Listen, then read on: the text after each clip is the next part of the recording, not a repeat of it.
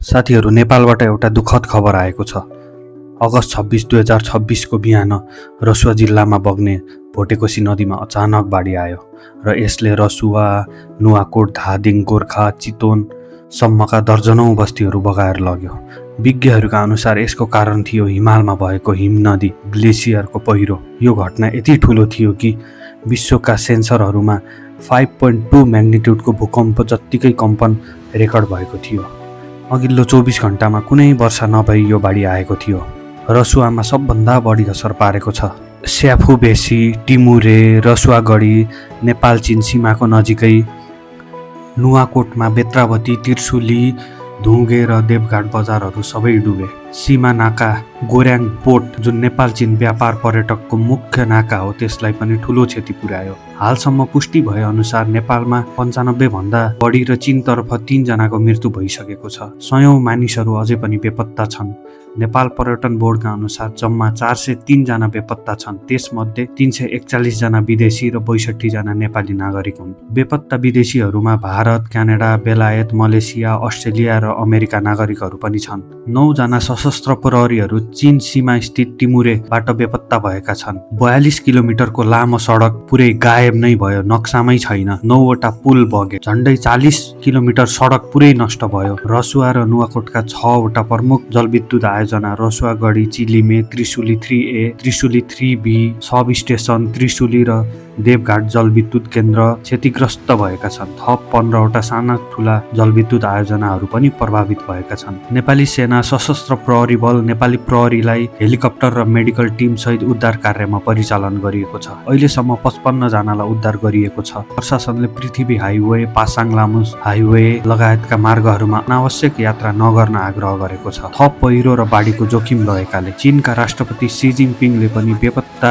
व्यक्तिहरूको खोजी जारी राख्न विपद पूर्व सूचना प्रणाली सुधार गर्न आग्रह गरेका छन्। साथीहरू, यो अझै जारी घटना हो। मृतक र बेपत्ताको संख्या परिवर्तन हुन सक्छ। हामी थप पुष्टि भएको जानकारीहरू हजुरहरूलाई उपलब्ध गराउनेछौँ। प्रभावित सबै परिवारप्रति सहानुभूति, बेपत्ता व्यक्तिहरू सुरक्षित फेला परुन् भन्ने कामना गर्दछौँ। र यो भिडियोको लास्टमा हामीले प्राइम मिनिस्टर फन्डको क्युआर पनि एड गरेका छौँ। इफ हजुरहरूलाई सहयोग गर्न मन लाग्छ भने त्यहाँबाट हजुरहरूले राहत कोषमा सहयोग गर्न पनि सक्नुहुन्छ। र यो भिडियोमा हामीले केही क्लिपहरू, रियल फुटेजहरू एड गरेका छौँ। यो विपदको घडीमा सबैले कामना गरौँ, पशुपतिनाथले सबैको रक्षा गरून्। हस्त नमस्ते।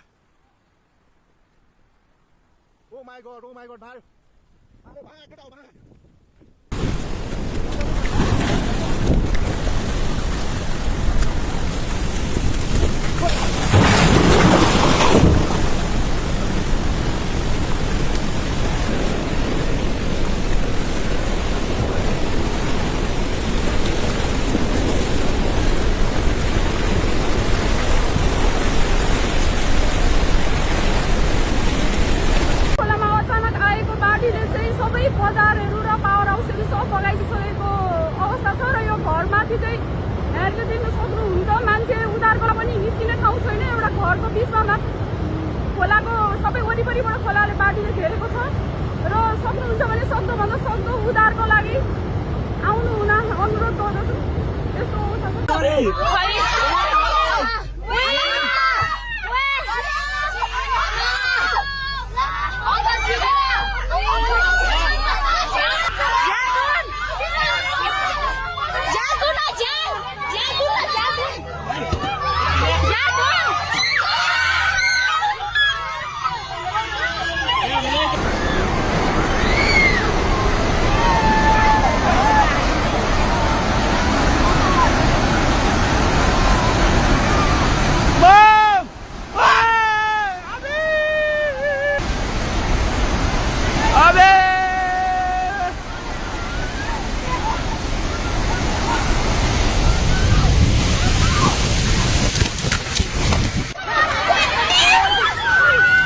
Karen Chabla, Karen Chabla.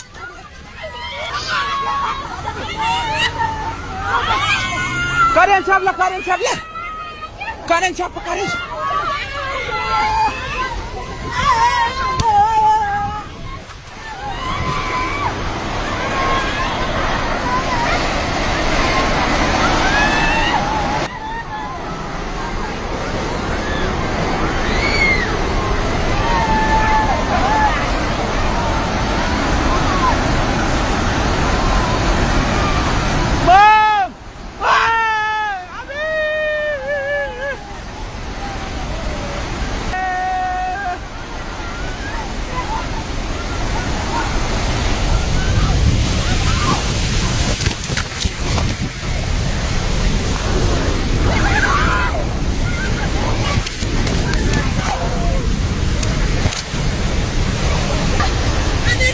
Thank